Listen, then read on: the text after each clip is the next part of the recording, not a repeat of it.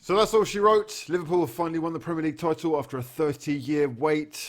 Well played, congratulations. Let's talk about the game tonight though, because it was a swashbuckler. Chelsea 2, Manchester City 1, and that is how Liverpool have been handed the title. Christian Pulisic and Willian with the goals tonight, cancelling out Kevin De Bruyne's incredible free kick. I just want to... He's apparently learned that technique from David Luiz, but I would say that he has surpassed David Luiz just a tad. Manchester City though, it was sort of a microcosm of their season, this game, wasn't it? It was end-to-end. They showed their defensive frailties with the confusion between Gundogan and Benjamin Mendy, who has been given plenty of chances before and has made plenty of mistakes, letting in Pulisic.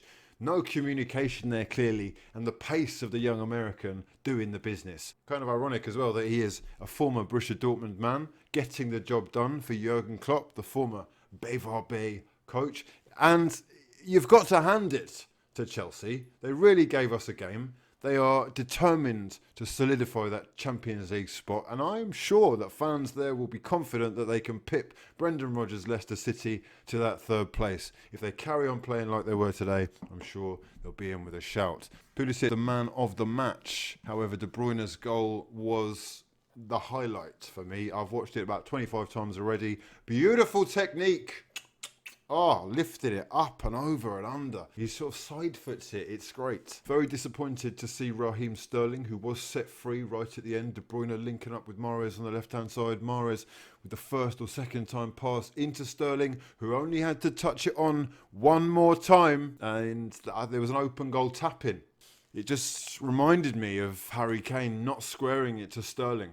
Has Sterling decided that he is the man for the finishes now? Or do we not still adhere to the Pep Guardiola style where it's surely, if the pass is on, make the pass? Slightly irritating, if only because I did want to see the Premier League final, Manchester City against Liverpool. I would have liked to see Liverpool lifting the trophy at the Etihad. That would have been incredible and given us something to really shout about, because what we've actually experienced tonight is the Premier League winning captain doing interviews on Zoom. I'm watching Kenny Dalglish for 20 minutes. I'm sorry, bro. I'm sorry. No. I get it.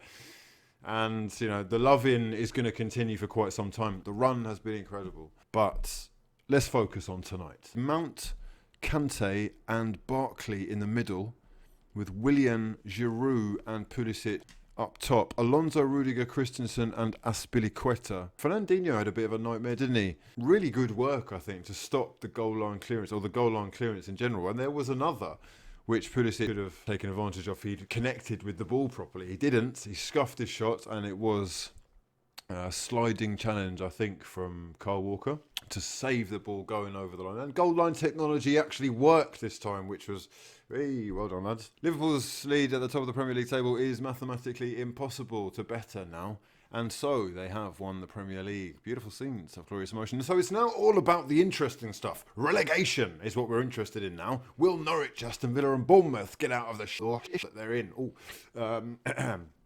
We'll rewind that. That is what our attention is going to be focused on. And, of course, the qualification for those European Champions League places and the Europa League. Wolverhampton Wanderers, Manchester United are the main challengers for Chelsea, I guess. Leicester City in third on 55 points. So it is tight as anything. 6 points between third and sixth.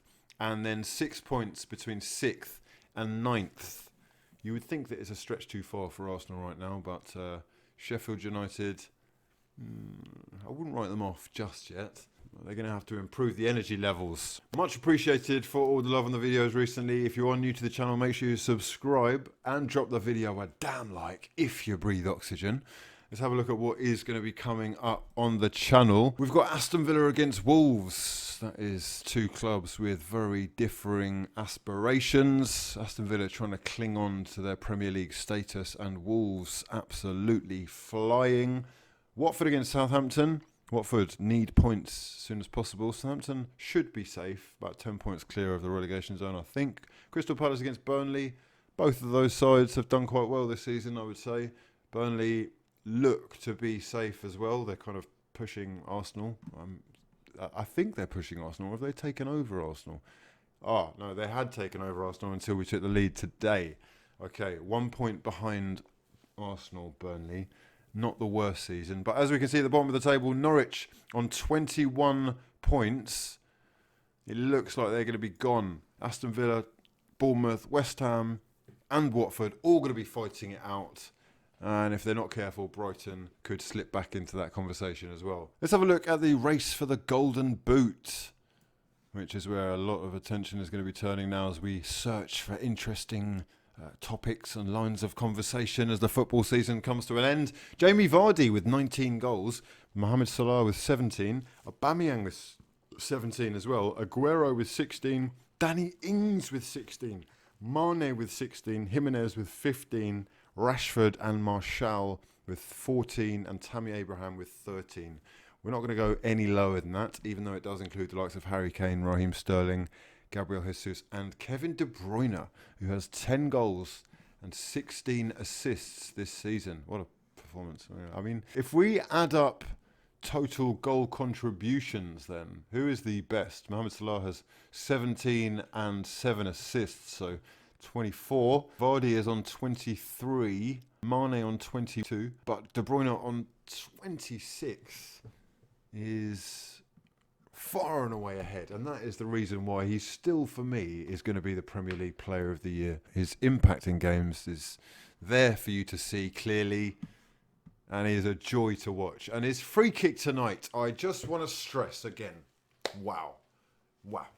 I mean, Trent's was unreal. It was unreal. It was a curler. It was a little bit easier, I think you'd have to admit, than De Bruyne's tonight, which takes some serious technique. Anyway, I'm going to love you and leave you for now. Hope you're enjoying the videos. Make sure you're subscribed if you're new, and drop the video a damn likey like if you breathe oxygen. Turn your notifications on as well. We will be back tomorrow with a live stream, lunchtime, and of course, more videos as Project Restart carries on. Hope you're all doing well. Love to your mothers. Chat to you in the next one. Peace. What's going on with all that pointing, mate?